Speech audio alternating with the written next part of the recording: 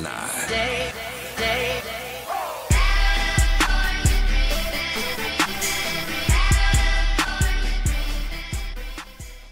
morning, everyone, and welcome. I hope everyone has had a good first day of talks and an even better day yesterday to just unwind and relax. My name is Bernie. And I'm Gordana. And we're both software developers at a company called Geotab, which is based out of Toronto.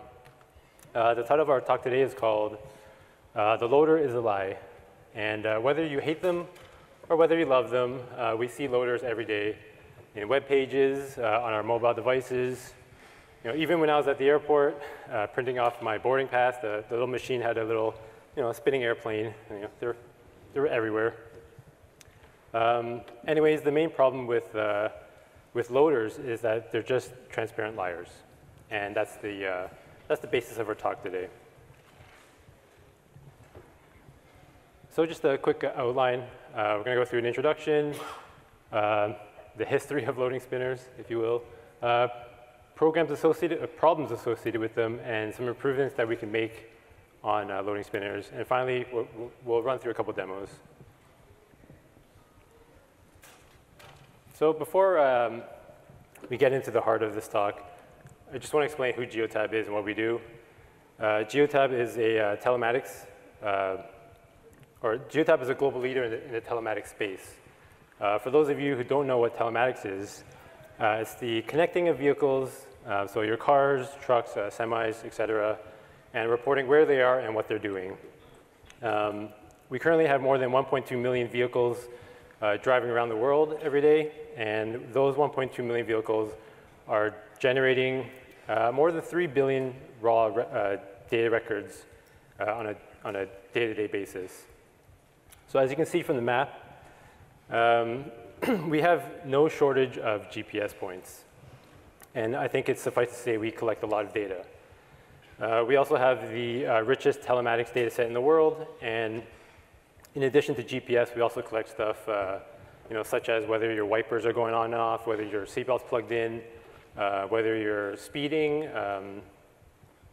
taking corners too sharply, or braking too harshly. Pretty much anything that the car spits out, we're ingesting and collecting. You can kind of think of us as like Big Brother for fleets and vehicles, but in a good way. So besides the obvious shameless plug, the reason why I'm mentioning all this is because one of the challenges that we have with all this data is taking it in and showing it into a format that people can understand. So this could be dashboards, charts, reports, et cetera. So for instance, if we have a chart that's looking at several months of data, it's a lot of data, and the load times can be fairly substantial. And to alleviate this problem, we are guilty of using a loading spinner as well. So by a show of hands, who knows what a throbber is? A throbber. Okay, not many of you. That's kind of. I was in the same boat. I didn't know what a throbber was until I researched, or until I did some research on loading spinners and kind of all their counterparts. So a throbber is an animation that a computer program uses to display to the user that work is being done in the background. So this could be like downloading or loading a web page or doing some kind of crazy calculation. And if you're as old as I am, you will recognize these two infamous throbbers. For those of you who don't know, the one on the left is Internet Explorer version 3, and the one on the right is Netscape Navigator, both of which are long dead. So let's fast forward a few years into the mid-2000s. Ajax, or when Ajax was introduced, during a time when most web pages were, or when most web pages required a full page reload whenever the user did some kind of interaction, Ajax came in and was quite the game changer. It allowed portions of the web page to change dynamically, and because of this, throbbers kind of came back, but were needed more embedded in the site rather than in the browser. Thankfully, the name throbbers didn't stick. Sounds kind of gross. I think they're better now known as loading spinners. or spinning loaders or progress spinners or what have you. But the problem with them was that they were used injudiciously. And by that I mean they were used without really much any thought whatsoever. Pretty much if there was an AJAX call, you could be pretty sure that there was a loading spinner that accompanied it. And I think it's because of this that we've now become quite accustomed to seeing loading spinners whenever we're waiting for something or anything to happen, right? Okay, let's see how loading spinners look today. As you, okay, this is this is taking longer than usual. Did we lose connectivity or something? Okay, whatever. I'll just continue. So as you heard from Bernie, we are dealing with a lot of data on a daily basis, 1 billion records per day. We are getting data from different data sources like our API or BigQuery, and it's really challenging to work with those data since we are having so many number of records. Of course, we are guilty for using loading spinners for fetching those data. Sorry, for loading spinner to use those data. So we are having so many different, I'm sorry. Of course, we are guilty for using loading spinners when fetching those data, which is unfortunate because some of those queries take so much time. They take so long. So users are not sure what's happening, whether or not it's still loading, whether or not it's still fetching, whether or not they're just staring at some animated GIF, which is exactly what are you doing now. So slides are not broken. We are very much connected and online. And if I fooled at least one of you, don't feel bad, because this brings us to a first problem with loading spinners, which is that they don't show any sign of progress. The main problem with loading spinners is that they don't show either completed or remaining progress. Let's go back to the previous loading spinner, the one I tried to fool you with.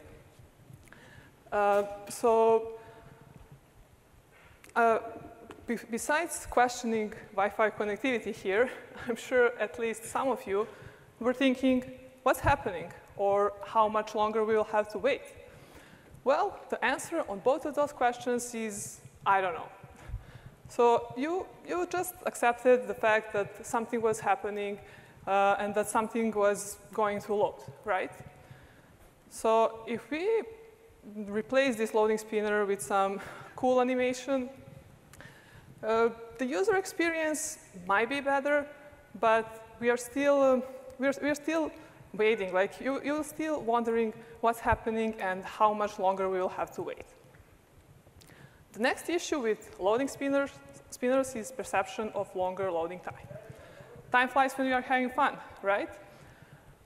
When you're binge watching your favorite TV show on Netflix, hours just go by. It's kind of like what happened to me when I watched the whole season of Stranger Things in a day. Yeah, that was me too. Yeah, I see some of you as well. Unfortunately, waiting is the opposite of having fun. Just imagine yourself being in a traffic jam for hours, and you will know exactly what I'm talking about. Sorry. So the same can be said about loading spinners. They make loading appear slower. So even if we use some animation, we are still waiting, right? And we are just watching at something that makes loading appear longer than it actually is. So the last problem with loading spinners is that there is no sign of what's coming next. In 1 second, you are watching on the blank page with a loading spinner, and then, bam, all content just magically appears on the screen, right? Unless it's your birthday or you won a jackpot, these surprises may not have a good impact on the user. The surprise effect can be reduced with skeleton screens. If you take a look at those two screenshots, one of them is more surprising than the other one. On the left, we have a loading spinner where data is loaded all at once. And on the right, we have skeleton screen. This is less surprising because content is loaded a little bit at a time. So skeleton screens give users idea of what's coming next, a heads up of what's coming next. But do they really tell us how much longer we'll have to wait on content to load? Or do they make loading appear slower? Unsurprisingly, the answer is no. So what are some of the best practices for loading spinners? For starters, don't use them. Well, that's a bit extreme, right? Because they are useful, and we should use them. But I would say use them in moderation, which means if process is less than 1 second, we really don't need a loading spinner, right? But if process takes between 2 and 10 seconds at most, I would recommend using loading spinner. 10 seconds might be too much, but I will leave it up to you. Like, it really depends on each case. OK, Bernie, let's improve those loading spinners. OK. So we covered a lot of ground with the loading spinners. Let's see how we can make them better. So the first way to improve them is to give some feedback to the user. From the moment a user clicks on something or has some kind of user interaction, they're basically waiting. And if you can give them some kind of context as to why they're waiting, they might be more inclined to wait for the entire process to finish. This could also include what's currently happening as part of the feedback loop. I would say for even longer operations, it's also helpful to break down the process into kind of like distinct parts. So for example, if your process is the backing up of data for a month, each day could be considered a step in a series of 30 or 31 steps. And this pretty much resembles a progress bar, which kind of goes into this. So the next way to improve the loading spinner is to display some kind of some indication of progress. Sorry. The most obvious way is with a percentage, where 0 is no work and 100 is all work is done. It's pretty obvious. But of course, the most obvious way is not the prettiest way. So let's introduce progress bars. Everyone knows these things, or progress wheels. And these things are good for to visualize progress because everyone understands them and their behavior is pretty expected. And finally, the last way is to provide some kind of time estimate. Time progressed I guess it's useful, but I find could be detrimental. If your time progressed as like an hour and 34 minutes, it might be kind of disappointing. The better way would be to show the time remaining. And depending on the circumstances, this can be kind of tricky to do, but I think an approximation of that time is enough to keep the user satisfied and kind of engaged. I'm not sure if you can see that, but it says, the little picture there says about 60 seconds remaining. So they're pretty vague. All right, so enough talk. Let's test Murphy's Law and do some demos.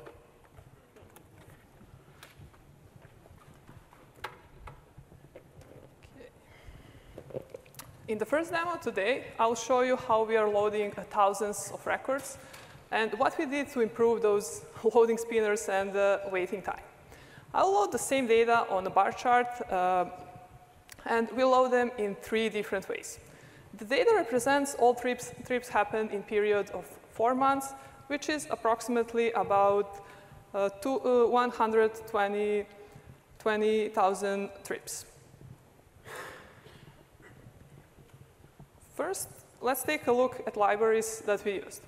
So we are using Geotab API to get those data. Then we are using Mithril for user interface. For chart rendering, we are using Chartist.js. And at the end, we are using RxJS to handle asynchronous events. In the first iteration, I have one single API request that returns all data, and I'm using a simple loading spinner. So let's go to the demo. Yeah, you gotta go. That's cool. Where? Here. Just alt tab it. Nope. That should not come up. Yeah, hold on. You can understand.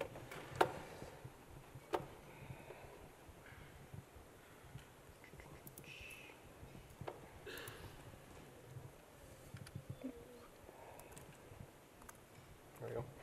Okay. So, just a second. Okay, here we go. So let's start the demo. Does this loading spinner sound familiar from the beginning? This is not GIF, I promise. So this was something we tried first. If you remember the problems with loading spinners I was talking about, so this attempt had all of those problems. So there is no sign of progress. Loading time appears longer than it actually is. There is no, like, surprise effect is still present. And like, everything went pretty wrong, I would say. So this is still loading. I wasn't questioning Wi-Fi connectivity before, but now I'm kind of I'm kind of am. Okay, this should be soon, I promise. I hope no one is streaming Netflix right now. And if someone is, I hope it's in the other room, at least. Okay. Usually it takes, it's not that long.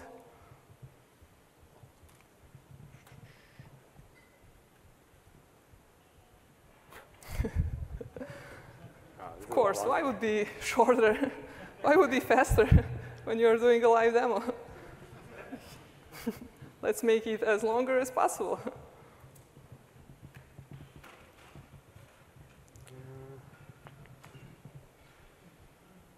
Yeah, and as I said before, now we are really wondering what's happening. We have no idea, will this ever end, or what's going to be at the end.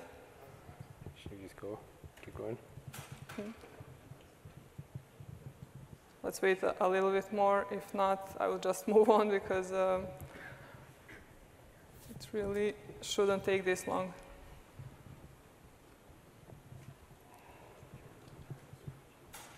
Looks like we are not lucky with demos today.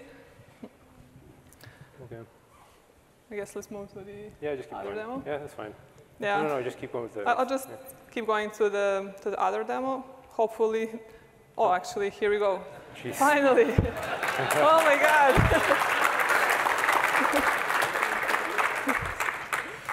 Okay, I'm so happy that this happened. I was already sweating. Okay, before we see the code for this, I want you to take a look at this chart because it shows some pretty interesting data. As I said, the data on this chart represent data, all trips for 4 months period, and each bar represents each day. We have 5 bars in a row that are pretty consistent, followed by 2 lower ones. And those 2 lower ones represent the weekends. So you can see that people are driving less for the weekends, which is, I would say, expected. The week with the spike is March break in Canada. So you can see how number of trips increased, especially on Monday. I guess we can't have kids at home. We just have to take them somewhere. So, okay, let's see the code. The code let's switch to the slides. No. Look at the screen. Here, move your mouse over. Here. There you go. No. Next one. Where? Here. So, OK, sorry about that. The code for this iteration is very simple. So here we are just making an API call, and the only thing that is set is just start date. Pretty simple. After API call is done, we are generating labels and series that are used to render a chart using chartist library. In the second iteration, we are splitting up API calls into sequences and rendering the parts as we receive them. Again, we are still using simple loading spinner. So let's go to the other demo. OK. I hope this one won't take that long as the previous one. So this was our second attempt, and I would say a first improvement. This time, we are showing some progress, right, that we didn't have before. It's more user-friendly because it gives users an idea of content that will be displayed, and there is no surprise effect. The waiting time feels shorter because users are distracted by progress that is happening in background. So as you can see, we are rendering how we receive data. We are rendering them in the same time. So I would say it is really improvement comparing to the previous example. It's really, at least for me, for us, it was, and for our users, it was a better user experience. So you can see here, you can see a number of records that are loaded. We are coming to the end very soon.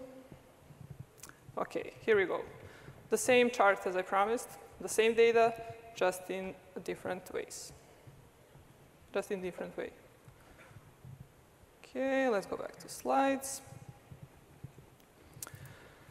Let's see the code. Here we have some simple RxJS code. So how many of you is using RxJS? Wow, not many. To be honest, I also started using it recently. And I would highly recommend for you guys to try, because I really found it useful for things I'm working on.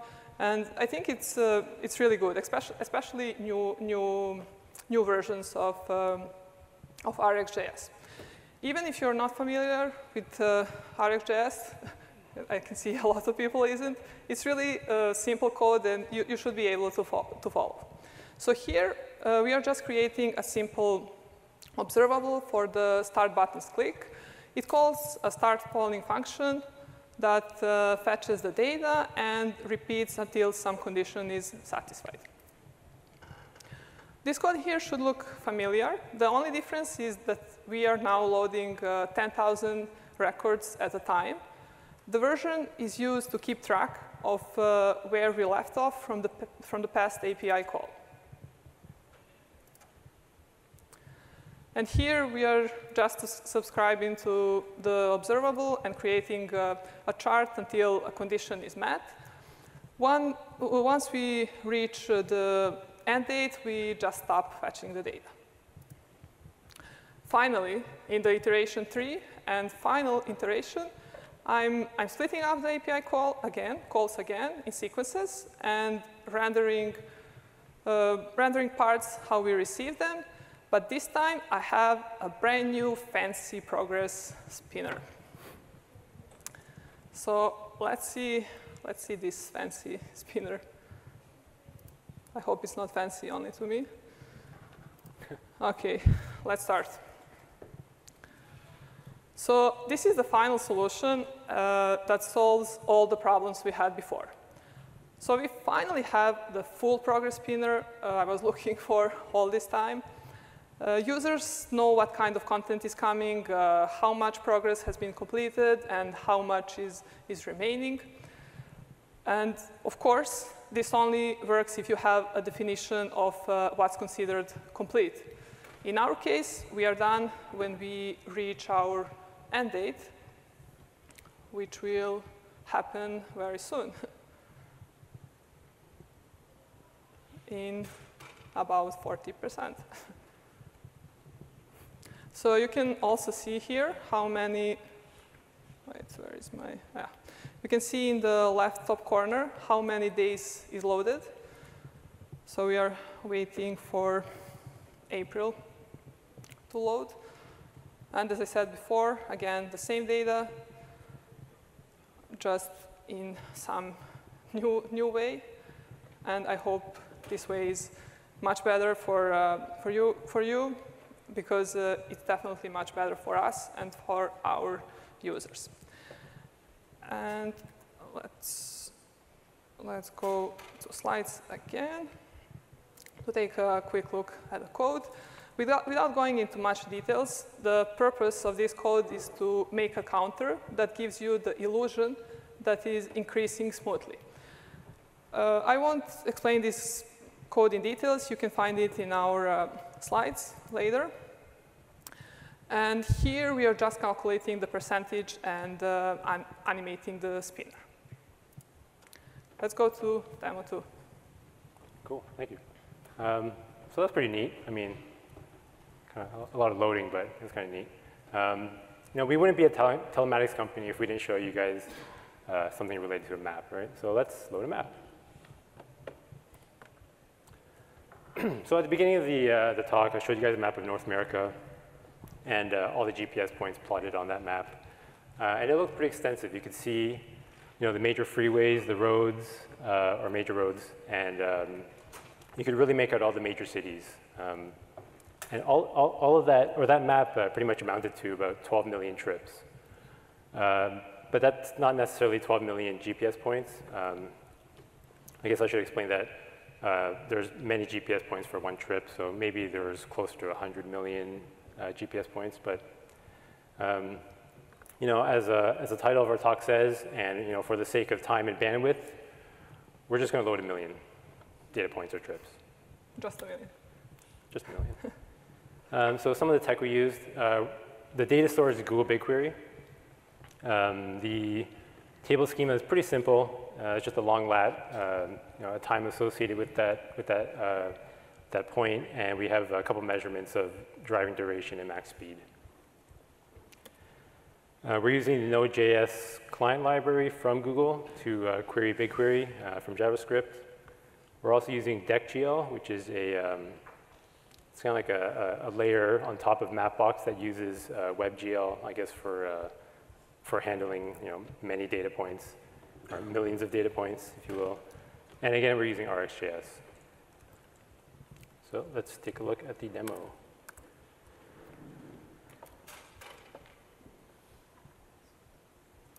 All right, so we have a map in North America. I'm just going to click play. And you know, fairly shortly, we should be seeing some points on the map. Not sure if you can, so we have a progress bar instead of a spinner this time, just to spice things up. So I'm not sure if you noticed, but at the beginning, I only loaded, say, like a small number of records, only 1,000, and then kind of like gradually increase it, maybe 1,000 to 2,000 to 5,000, 10,000, and so on. And this is just to give the user something to look at from the very get-go. It takes about normally it takes about a couple seconds for the first 1,000 or so records to come in. So it gives the user something to play with right off the bat, and they don't have to wait for, you know, all 1 million to load.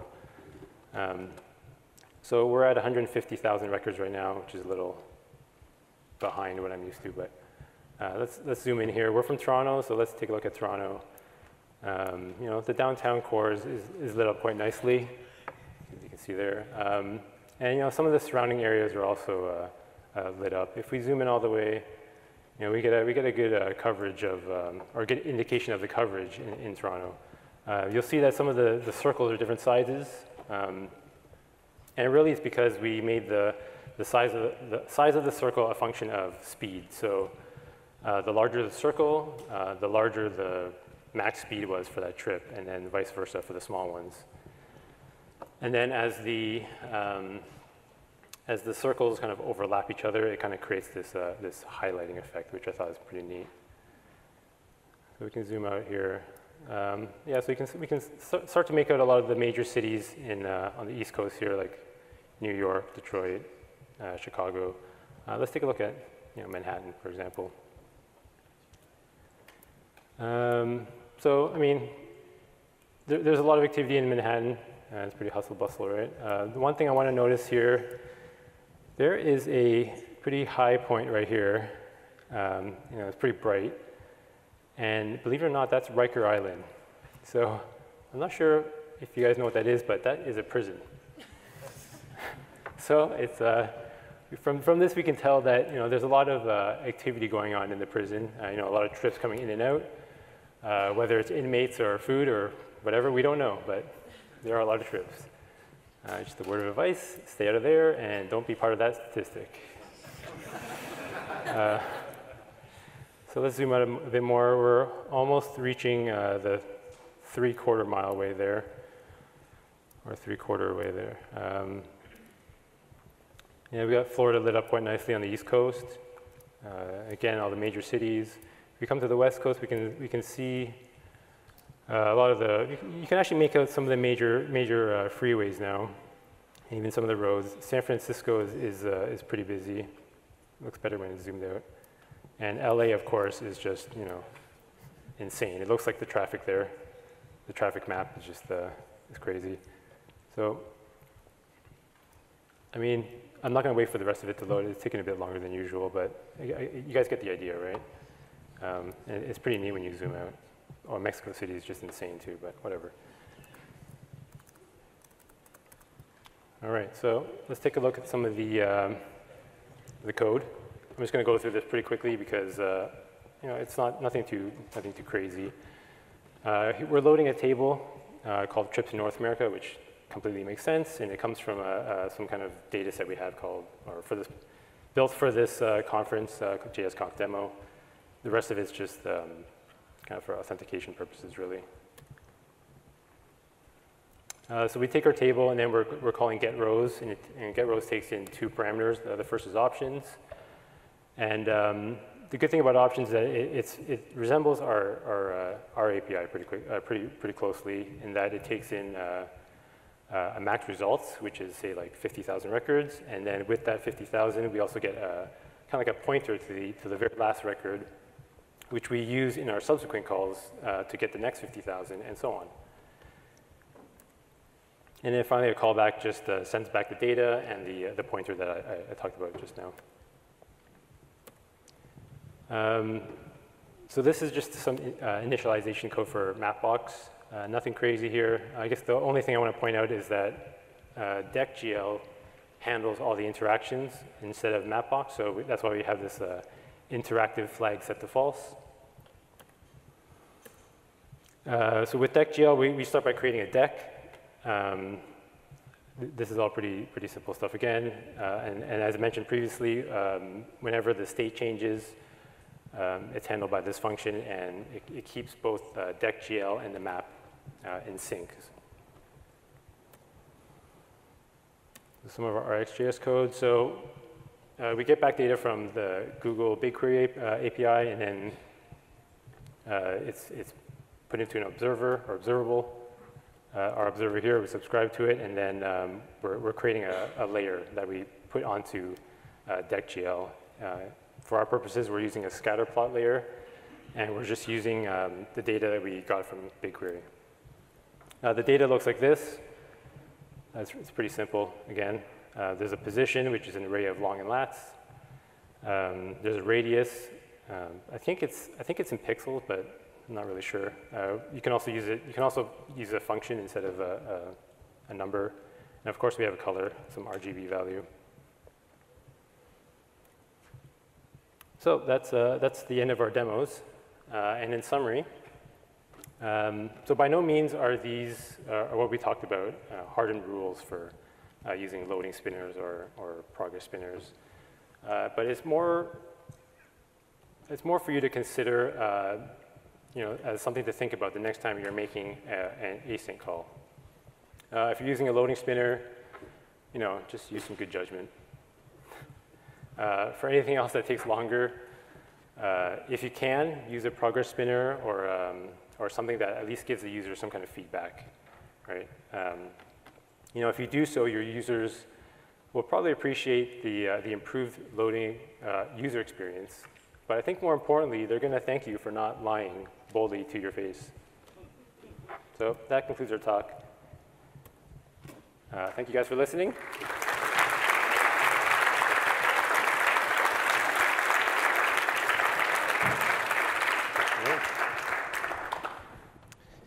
Thank you both for that wonderful, wonderful talk.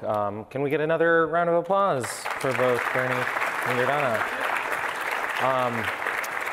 So the next talk is going to start at 10:15. Unfortunately, we don't have a spinning loader for the next couple minutes, so you're just going to have to use the forward progress of time as your loader. But yeah, 10:15 is going to be the next talk, so have a good conversation while you're waiting.